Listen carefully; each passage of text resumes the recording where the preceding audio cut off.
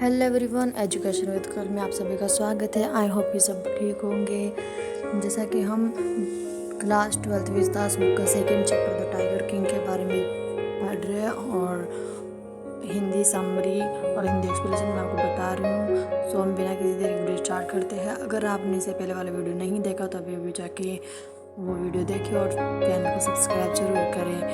So good of luck और हम आगे का वीडियो हम देखते हैं।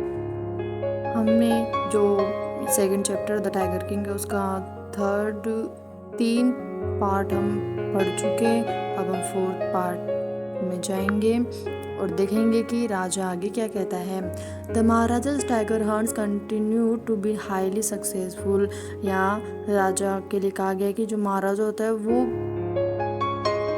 उसका जो मिशन था बाघ को मारने का वो अत्यधिक सफल रहा। Within 10 years he was able to kill 70 tigers. और राजा 10 साल के भीतर 10 साल के अंदर 70 बाघों को मारने में सक्षम था। एंड देन और फिर an unforeseen hurdle brought his mission to a stand still.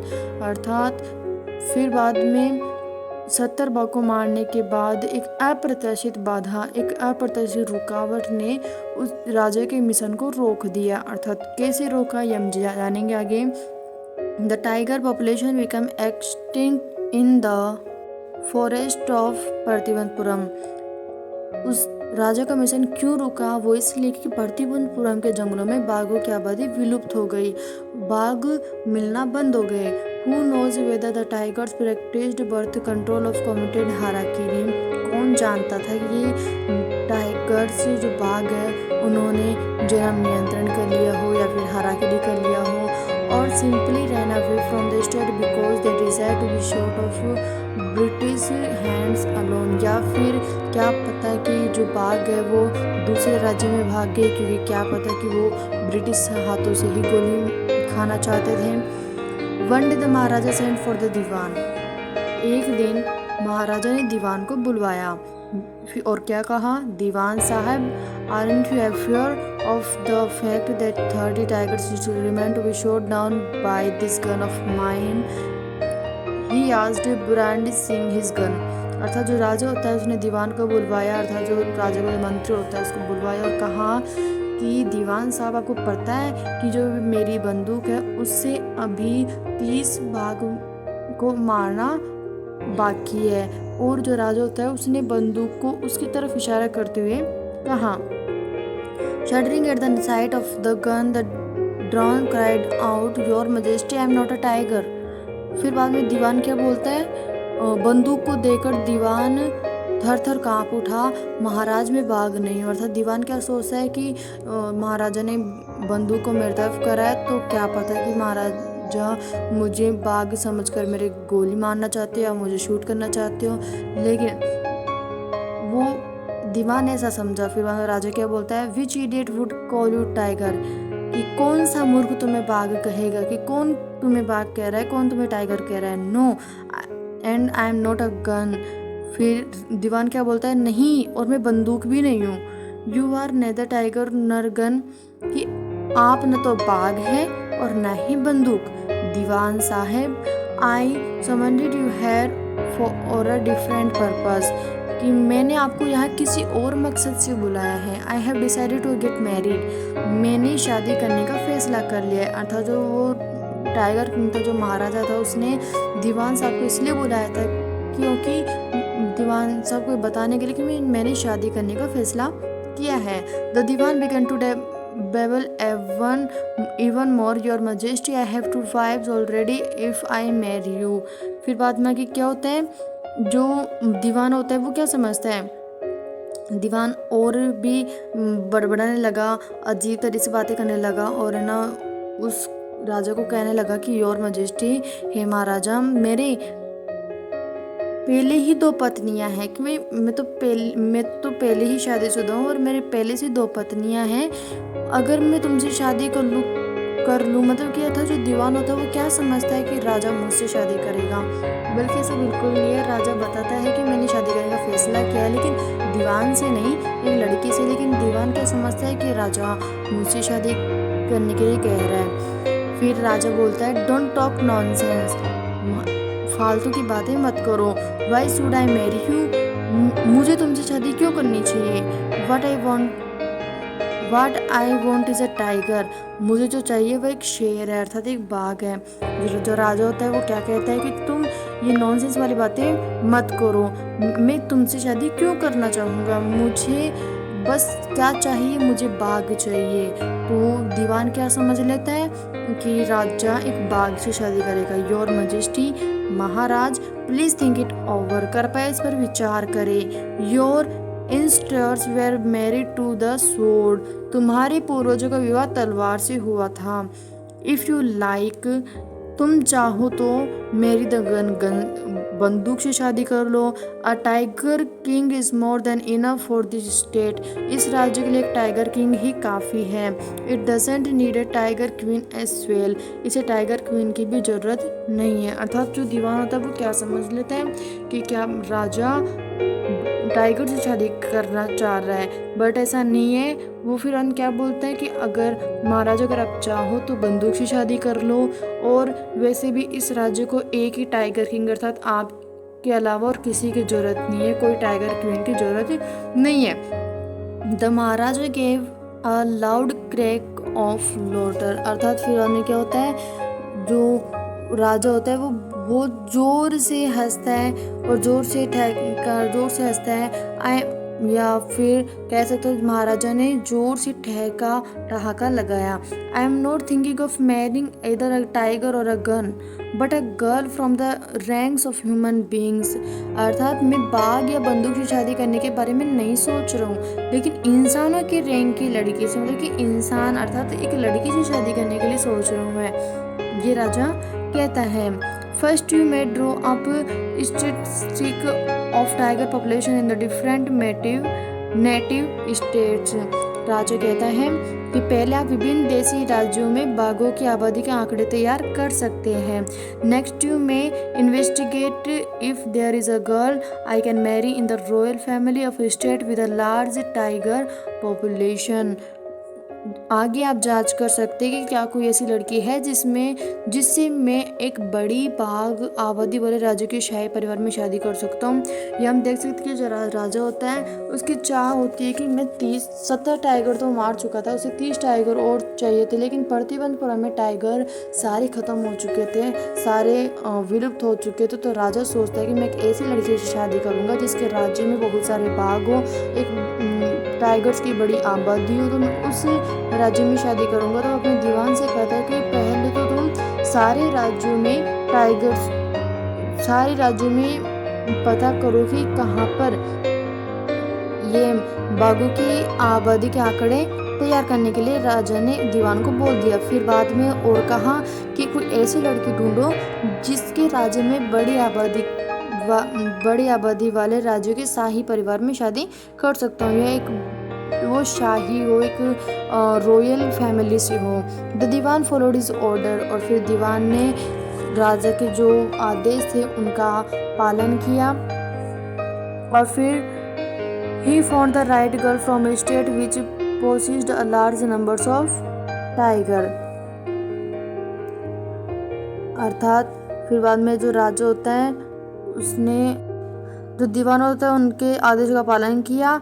उन्हें एक ऐसे राज्य की सही लड़की मिली जिसमें बड़ी संख्या में बाघ थे, अर्थात दीवान को लड़की मिल भी गई और जिसके राज्य में बड़ी संख्या में बाघ थे। Maharaja Jung Jung Bahadur killed 5 or 6 tiger each time he visited his father in law, अर्थात जो राजा होता है महाराजा जंगजंग बहादुर जब भी अपने ससुर से मिलने जाते थे तो 5 या 6 बाघों को मार डालते थे। In this manner, 99 tigers' skins adorned the walls of the reception hall in the Pratibandapuram palace. इस प्रकार प्रतिबंधपुरम महल में स्वागत कक्ष की दीवार पर 99 बाघ की खाल सजी थी, अर्थात कहने का अर्थात यह है कि राजा ने 99 बाघ मार चुके थे। अब जो राजा को सिर्फ ओनली एक बाघ मारना शेष रह गया था और बाकी राजा ने 99 बाघ मार दिए थे। जो उनका जो स्वागत कक्ष में जो दीवारें थी, राजा क्या करता था कि जो बाघ वो मारता था उसकी खालों को वो दीवार पर टांग देता था या फिर सजा देता था। वैसे स्वागत कक्ष में 99 बाघों की खाल सजी थी। आगे हम देखते हैं कि वो उस एक बाघ अर्थात जो ज्योतिषी ने कहा था, एस्ट्रोलॉजर कहते थे कि आपकी मृत्यु बाघ से होगी, बट राजा तो 99 बाघ मार चुका था। अब आगे हम देखेंगे कि राजा उस एक बाघ को जो शेष रह गया है 100वें बाघ को भी मार पाएगा या नहीं, या फिर राजा की मृत्यु कैसे होगी। The Maharaja's anxiety reached a fever pitch when there remained just one tiger to achieve his tally of 100। अर्थात महाराज की चिंता उस समय चरम पर पहुंच गई जब 100 का आंकड़ा अर्थात 100 बाघ हासिल करने के लिए केवल एक बाघ रह गया। He had this one thought during the day and the same dream at night। अर्थात उस दिन में यही एक विचार आता था कि रात में वही स्वप्न। इस तरह time the tiger farms had run dry even in father-in-law's kingdom। अर्थात उस समय तक उनके ससुर के राज्य में बाघों के खेत सूख चुके थे। अर्थात बाघ अब जो राजा ने जो शादी की थी उनके ससुराल में भी, राजा के ससुराल में भी सारे बाघ खत्म हो चुके थे। It became impossible to locate tigers anywhere. और अब बाघों का कहीं भी पता लगाना असंभव हो गया था। Yet only one more was needed। अगर वह उस एक जानवर को ही मार देता, if he could kill just that one single beast, the Maharaja would have no fear left। He could give up tiger hunting altogether। अगर वह उस एक जानवर को ही मार देता तो महाराजा के मन में कोई डर नहीं रहता, वह बाघ का शिकार पूरी तरह छोड़ सकता था। But he had to extremely careful with that last tiger। लेकिन उसे उस आखिरी बाघ से बेहद सावधान रहना था, क्योंकि एस्ट्रोलॉजर कहते थे कि आप 99 बाघ को मार सकते हैं लेकिन 100वें बाघ से आपको सावधानी बरतनी चाहिए। What had the late chief astrologer said। क्या कहा था दिवंगत प्रमुख ज्योतिषी ने। Even after killing 99 tigers to Maharaja the Maharaja should beware of the 100। 99 बाघ को मारने के बाद भी महाराजा को 100वें बाघ से सावधान रहना चाहिए। ट्रू इनफ, काफी हद तक सच है। The tiger was a savage beast after all. आखिर बाघ एक जंगली जानवर था।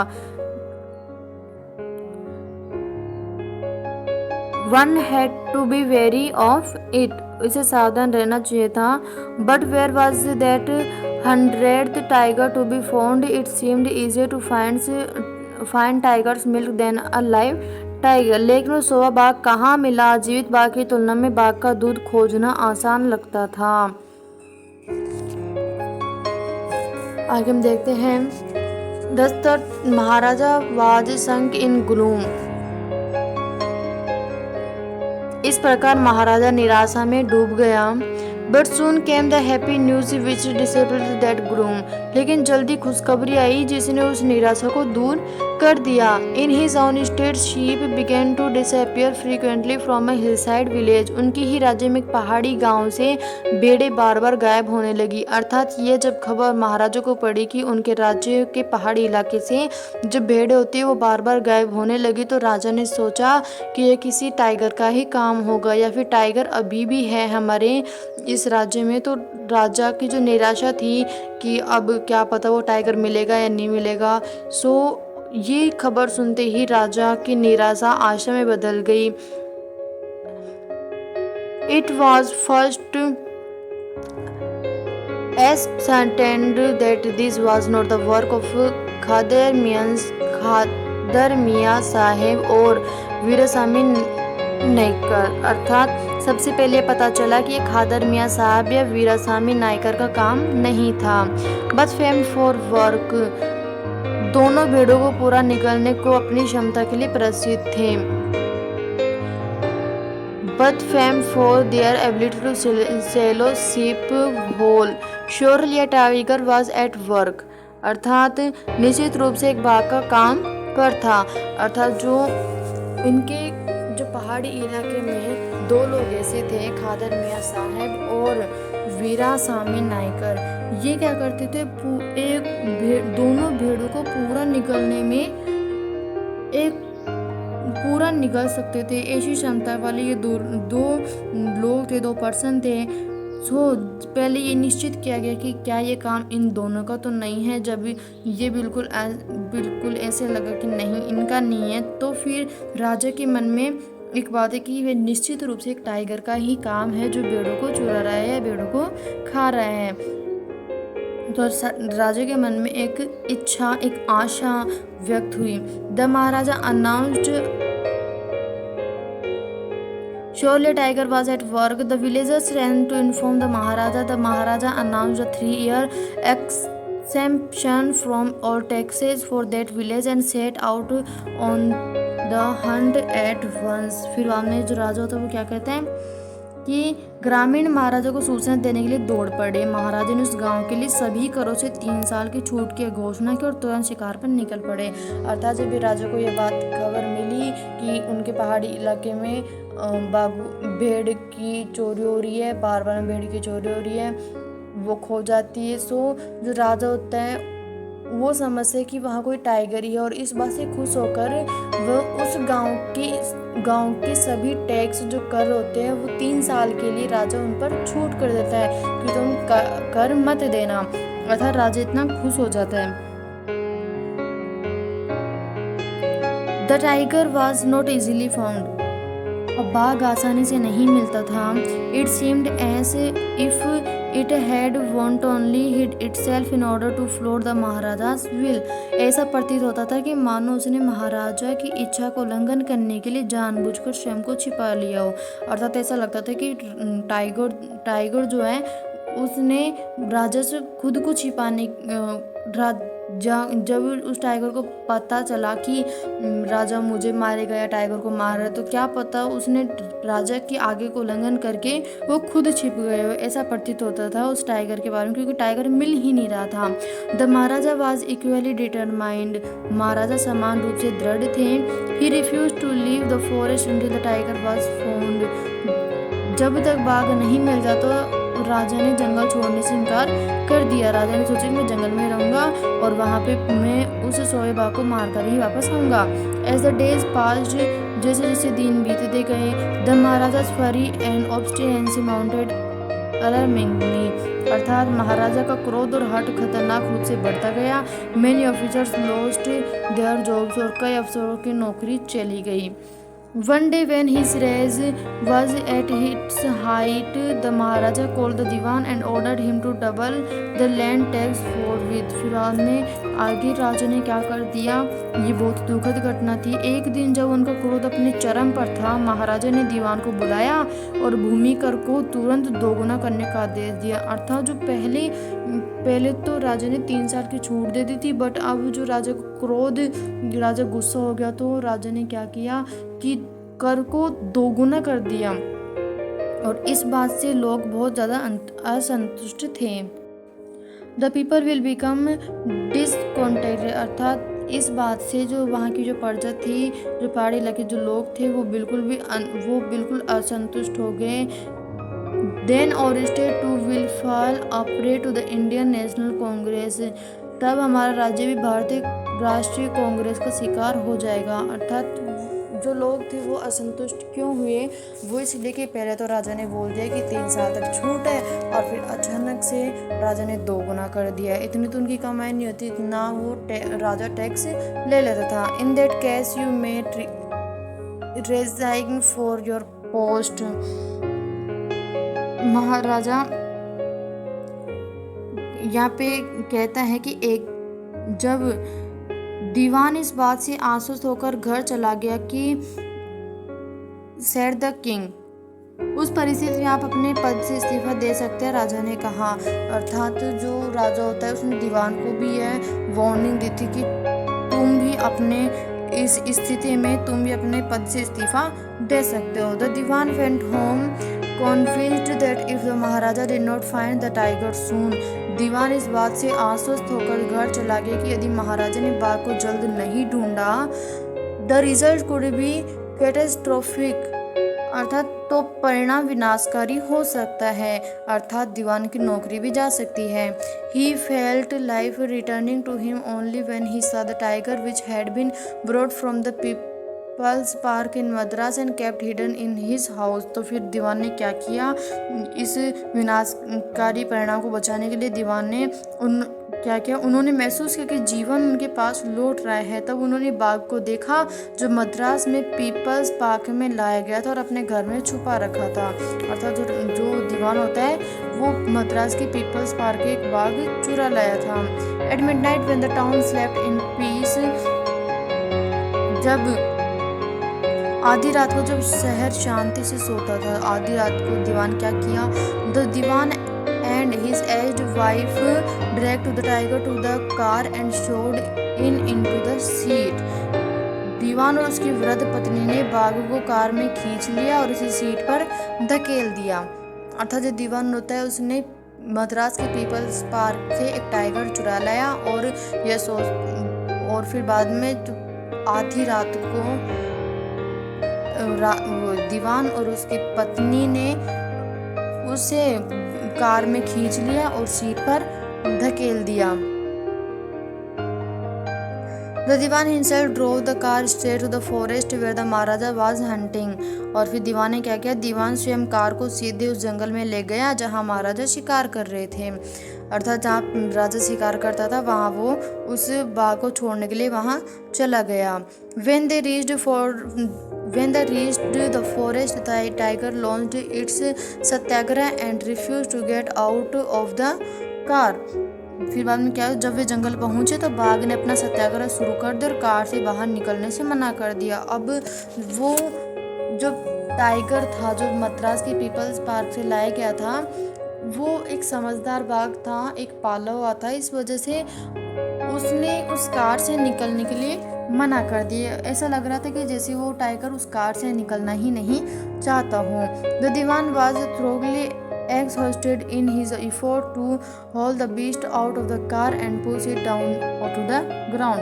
जानवर को कार से बाहर निकालने और उसे नीचे जमीन पर धकेलने के अपने प्रयासों में दीवान पूरी तरह से थक गया था। कि अर्थात जो दीवान था वो उस टाइगर को बाहर लाने में बहुत ज़्यादा थक गया था कि मैं इसे बाहर कैसे निकालूं, इस कार से नीचे इसे कैसे उतारूं, तो बहुत ज़्यादा थक गया था।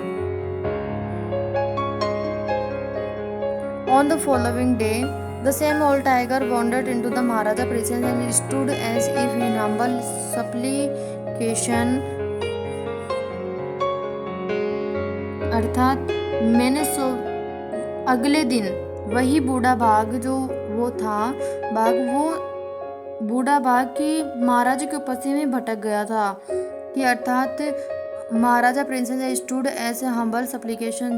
जब दीवान ने उस बाघ को उस जंगल में छोड़ दिया तो सुबह जब राजा वहाँ पे हंटिंग करने आया था, शिकार करने आया, तो बूढ़ा बाघ उसके सामने आ गया, महाराजा के सामने आ गया और ऐसे खड़ा हो गया जैसे वो विनती कर रहा हो, राजा से विनती कर रहा हो, प्रार्थना कर रहा हो, master what do you command of me, कि मास्टर आप मुझे क्या आज्ञा देते। ये ऐसा लग रहा था कि जैसे टाइगर राजा से कह रहा हो कि मास्टर आपकी क्या आज्ञा है जो मैं करूं। It was with boundless joy that the Maharaja took careful aim at the beast the tiger fell in a crumpled heap. अर्थात फिर बाद में क्या हुआ, बाघ टूटे हुए ढेर में गिर गया। अर्थात जब राजा ने उस पर शूट किया तो वो अचानक से गिर गया। बट वो इस वजह से नहीं गिरा था कि राजा ने वो मारा था, इस वजह से नहीं गिरा था। आगे हम देखेंगे क्या होगा, क्या सोवा बाघ सही में मर गया या फिर जिंदा है। I have killed the hunted tiger, my vow has been fulfilled।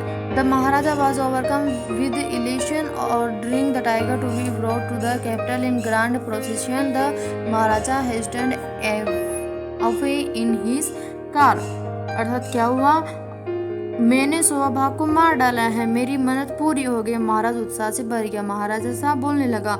बाघ को भव्य जुलूस के रूप में राजधानी लाने का आदेश देते हुए महाराज अपनी गाड़ी में तेजी से चले गए। अर्थात क्या हुआ, जब राजा ने उस टाइगर को ढेर होते देखा था, उसे गिरते हुए देखा, तो राजा ने सोचा कि यह बाघ मर गया। और फिर राजा बहुत ज़्यादा खुश हुआ और बोलने लगा कि मेरी मन्नत पूरी हो गई, मैंने सोएबा को भी मार दिया। और राजा ने अपने सैनिकों को आदेश दिया कि इस बाघ को, इस टाइगर को एक भव्य जुलूस के साथ, एक अच्छी तरह से सजा कर इसे राजधानी में अर्थात महल में लेके आओ। और फिर बाद में राजा अपनी गाड़ी से चला गया। After the Maharaja left the hunters went to take a closer look at the tiger. महाराजा के जाने के बाद जो शिकारी बाघ को करीब से देखने गए, शिकारी जो होते वो बाघ को करीब से देखने गए। The tiger looked back at them rolling its eyes in bewilderment. बाघ ने आश्चर्य से अपनी आंखें घुमाते उन्हें देखा। जो टाइगर था वो मरा नहीं था, उसने उन शिकारों को देखा आंखें घुमाते। The man realised that the tiger was not dead. अर्थात फिर आदमियों ने जो महसूस किया वो था कि बाघ मरा नहीं है। The bullet had missed it, कि गोली चूक गई। It had fainted from the shock of the bullet whizzing पास से निकली गोली के झटके से बेहोश हो गया था। अर्थात जब राजा ने जो गोली मारी थी, जो टाइगर किंग ने गोली मारी थी, वो चूक गई थी और चूक जाने की वजह से जो टाइगर था वो डर के मारे वो बेहोश हो गया था, वो मरा नहीं था। The hunters wondered what they should do. शिकारी सोच में पड़ गई कि उन्हें क्या करना चाहिए। They decided that the Maharaja must not come to know that the had missed his target. फिर जो शिकारी थे उन्होंने क्या सोचा कि उन्होंने निश्चय किया कि कहीं महाराजा को पता न चल जाए कि उनका निशाना चूक गया है। अगर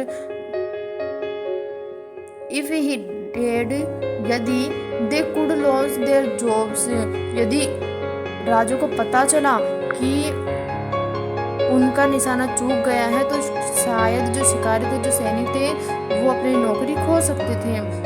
one of the hunters took am from a distance of 1 foot and shoot the tiger. फिर बाद में शिकारी में से एक ने 1 फुट की दूरी से निशाना साधा और बाघ को गोली मार दी। This time he killed it without missing his mark. और इस बार उसने अपना निशाना खोए बिना उसे मार डाला। अर्थात यहाँ पे हम देख सकते हैं कि जो राजा होता है उसने 100 बाघ नहीं मारा, वो सिर्फ गोली चलाया था, लेकिन वो बाघ मरा नहीं था क्योंकि राजा की गोली चूक गई थी। वो किस वजह से चूकी थी? क्योंकि वो बहुत उत्साहित था। अब कहते हैं ना कि जल्दीबाजी में किया हुआ काम कभी भी सफल नहीं होता। वैसे ही जो राजा को जो मिशन था वो भी असक्सेसफुल हुआ, सक्सेसफुल नहीं हुआ, अनसक्सेसफुल हुआ। तो जब राजा ने सबको अपने शिकारियों को, अपने जो साथ में शिकारी थे उनको कहा कि इसको भव्य जुलूस के साथ राजधानी में लेके आओ, और राजा अपनी गाड़ी में बैठकर चला गया। लेकिन जब शिकारी उस टाइगर के पास गए और फिर बाद में देखे कि ये मरा है या नहीं और उसे ले जाने तो लगे, तो फिर टाइगर ने अपनी आंखें घुमाकर उन शिकारी को देखा। उन शिकारी को पता चला कि गोली चूक गई थी और ये बेहोश हो गया था, ये मरा नहीं था। तब अब उन शिकारियों ने सोचा कि अगर राजा को पता चल गया कि आपका निशाना चूक गया तो हम शायद नौकरी खो सकते हैं। इसलिए उन शिकारियों में से एक ने 1 फुट की दूरी से निशाना साधा और उस टाइगर को मार दिया। अर्थात टाइगर को किसने मारा? उस दूसरे हंटर ने मारा, राजा ने नहीं मारा। आगे हम देखेंगे आगे क्या होगा। Then as commanded by the king, राजा के कहे अनुसार, फिर राजा के आगे के अनुसार, the dead tiger was taken in procession through the town and buried a tomb was erected over it. मृत बाघ को जुलूस में शहर के माध्यम से ले जाया गया और दफनाया गया और इसके ऊपर एक मकबरा बनाया गया। अर्थात राजा तो सोच रहा था कि मैंने 100 बाघ मार दिया, लेकिन ये सब बिल्कुल भी नहीं है। A few days later the Maharaja son's 3rd birthday was celebrated. कुछ दिनों बाद महाराजा के बेटे का 3रा जन्मदिन मनाया गया। Until then the Maharaja had given his entire mind over the tiger hunting। उसके पास, क्योंकि तब तक महाराज अपना पूरा दिमाग बाघ के शिकार में लगा चुके थे। अर्थात जो ये टाइगर किंग का जो बेटा था वो 3 साल का हो चुका था और उसका बर्थडे बनाया गया। पहले तो कभी राजा ने बर्थडे नहीं बनाया था क्योंकि उसका जो पूरा माइंड था, पूरा दिमाग था, पूरा उसका जो लक्ष्य था वो सिर्फ बाघ को मारने का था। अब बाघ तो मर चुके थे, राजा सोचा कि मैंने पूरा बाघ मार दिए, इस वजह से उसने अपने बेटे का जन्मदिन मनाया। He had no time, no spare for the crown prince। उसके पास युवराज के लिए भी समय नहीं था, मतलब कि जब वो बाघ को मार रहा था तो उसने अपने बेटे के साथ बिल्कुल भी समय नहीं गुजारा था। But now the king turned his attention to the child, लेकिन अब राजा का ध्यान बच्चे पर गया। He wished to give him some special gift on his birthday. वह उन्हें उनके जन्मदिन पर कुछ खास तोहफा देना चाहते थे। अब राजा सोच रहा था कि मैंने अब तक तो कुछ नहीं किया था अपने बेटे के लिए, अब उसका बर्थडे है तो मैं खास तोहफा अपने बेटे को दूंगा। He went to the shopping center in Parthivanpuram and searched every shop but couldn't find anything suitable. अर्थात जो राजा होता है वो प्रतिवनपुरम के शॉपिंग सेंटर में गया और हर दुकान की तलाशी ली, मतलब कि हर दुकान में देखा कि कौन सा गिफ्ट सही रहेगा, लेकिन कुछ भी उपयुक्त नहीं मिला। Finally he spotted a wooden tiger in toy shop and decided it was the perfect gift. अंत में उन्होंने खिलौने की दुकान में एक लकड़ी के टाइगर को देखा और फैसला किया कि यह सही उपहार था। अर्थात राजा क्या लेके गया, एक वुडन टाइगर, एक लकड़ी का टाइगर अपने बेटे के लिए गिफ्ट में लेके गया। The wooden tiger cost only 2 annas and a quarter. जो लकड़ी का जो बाग था उसकी कीमत ओनली 2 आने की और 1/4 की थी। But the shopkeeper knew that if he quoted such a low price to the Maharaja, लेकिन दुकानदार जानता था कि अगर उसने महाराजा को कितनी कम कीमत दी तो उसे आपातकाल के नियमों की तहत दंडित किया जाएगा। He would be punished under the rules of the emergency, so he said your majesty. तो उसने कहा, दुकानदार ने कहा, महाराज, this is an extremely rare example of craftsmanship, a bargain at 300 rupees. और उस दुकानदार ने कहा, महाराज, शिल्प कौशल के एक अत्यंत दुर्लभ उदाहरण है, 300 रुपये का सौदा, अर्थात 300 रुपये का है। जो दुकानदार था वो सोचा कि अगर मैंने राजा से कम कीमत, क्योंकि वो जानता था दुकानदार की राजा ने अभी तक तो कुछ अपने बेटे को कुछ गिफ्ट नहीं दिया था, और अब राजा अपने बेटे को गिफ्ट देना चाहते, क्यों ना मैं राजा के पास ज़्यादा पैसे लूँ। इस वजह से दुकानदार ने उस 2 आने के खिलौने को कितने में दिया, 300 रुपये के सौदे, मतलब कि 300 रुपये के लिए वो राजा से कहा कि 300 रुपये का है। वेरी गुड, बहुत अच्छा। Let this be your offering to the crown prince on his birthday, said the king and took it away with him. फिर राजा ने क्या किया, युवराज के जन्मदिन पर ये तुम्हारी भेंट हो, राजा ने कहा, और उसने अपने साथ ले गया। अर्थात क्या हुआ, जो दुकानदार था उसका पासा उल्टा हो गया, मतलब कि जो दुकानदार ने सोचा था उससे बिल्कुल उल्टा हुआ, क्योंकि राजा ने क्या कहा कि यह मेरे युवराज को तुम्हारी तरफ से भेंट है, मतलब कि दुकानदार का कि तुम्हारी तरफ से भेंट है, और राजा ने कुछ पैसे भी नहीं दिए और उस खिलौने के लेकर चल दिए। One day that father and son played with that teeny little wooden tiger. एक दिन क्या हुआ, जब पिता और पुत्र छोटे से लकड़ी के बाग के साथ खेले। It had been carved by an unskilled carpenter. अर्थात इसे अकुशल बड़े ने तराशा था, मतलब कि जो बाग था, जो टाइगर था लकड़ी का, वो अच्छी तरह से बना हुआ नहीं था, अच्छी तरह से उसकी पॉलिश नहीं हुई थी।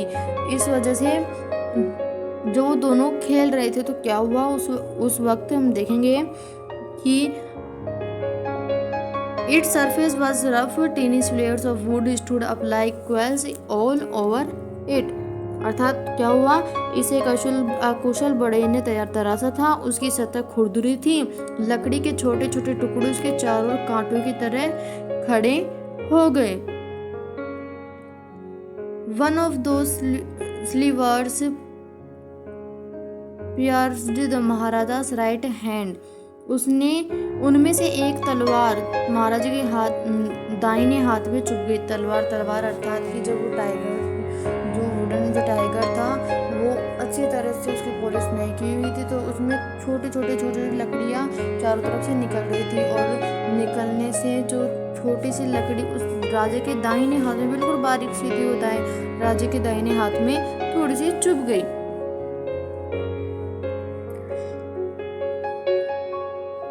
He pulled it out with his left hand and continued to play with the prince. अर्थात उनमें से एक तलवार राज्य के हाथ में चुभ गई। उसने अपने बाएं हाथ से उसे बाहर निकाला और राजकुमार के साथ खेलना जारी रखा। अर्थात अब जो वो चुभ गया था उसे राजा ने दूसरे हाथ से उसे निकाल दिया, उसे लकड़ी को, और वापस अपने बेटे के साथ खेलने लग गए। द नेक्स्ट डे, अगले दिन, इन्फेक्शन फ्लेड इन महाराजा's राइट हैंड। अर्थात अगले दिन महाराज के दाहिने हाथ में संक्रमण भड़क गया। अर्थात राजा के दाहिने हाथ में, राइट हैंड में वो इन्फेक्शन हो गया उस इतनी सी लकड़ी की वजह से। It develop into a separating sore which spread all over the arm. 4 दिनों में एक मवाद वाले घाव में विकसित हो गया जो पूरे हाथ में फैल गया। अर्थात उस छोटी सी लकड़ी से ही सारे हाथ में एक मवाद वाला घाव पूरे हाथ में फैल गया। 3 famous surgeons were brought in from Madras. Madras से 3 प्रसिद्ध सर्जन लाए गए। After holding a consultation they decided to operate. समझाइश के बाद ऑपरेशन करने का निर्णय लिया। The operation took place. Operation हुआ। अर्थात उस राज्य के हाथ को सही करने के लिए मद्रास से 3 सर्जन लाए गए, 3 शल्य चिकित्सक लाए गए, और राजा का ऑपरेशन हुआ। The 3 surgeons who performed it came out of the theatre and announced the. जो 3 सर्जन थे, जो 3 जो सर्जन आए थे, वो अपना काम बेहतरीन तरीके से करके वो थिएटर से बाहर आए और घोषणा की। वो क्या बोले? द ऑपरेशन वाज सक्सेसफुल, कि ऑपरेशन सफल रहा। द महाराजा इज डेड, लेकिन महाराजा मर गए, अर्थात महाराजा मर चुके हैं। In this manner the 100 tiger took its final revenge upon the tiger king. इस तरह 100वें बाघ ने बाघ राजा से अपना अंतिम बदला लिया। ये हमारा पाठ हो चुका है। आई होप कि आपको समझ में आ गया होगा कि जैसे राजा ने सोचा था कि मैं 100वें बाघ को मार चुका हूँ, लेकिन वो नहीं मारा था। 100वां बाघ कौन था?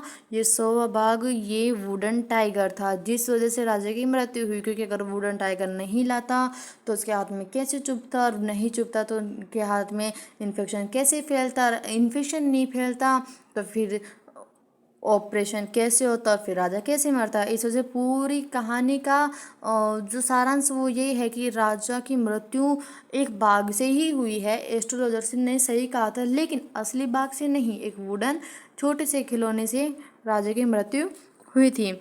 आगे हम